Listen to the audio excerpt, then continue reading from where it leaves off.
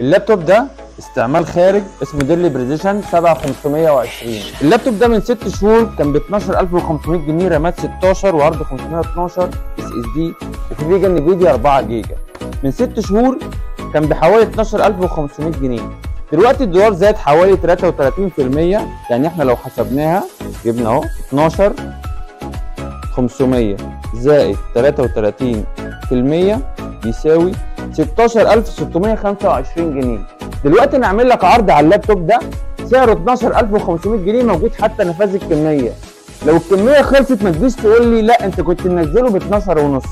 طبعا قبل زياده الدولار والاسعار اللابتوب ده سعره كان 12500 من 6 شهور، دلوقتي انا بقول لك ب 12500 جنيه نفس السعر القديم، واكيد مليون في الميه انت كسبان. يعني حتى لو مالكش في اللابتوب تقدر تحوش فيه فلوسك وتبيعه بعد 6 شهور برضه هتكسب فيه اكيد، لان السعر لسه مسمعش. لو عجبك العرض ده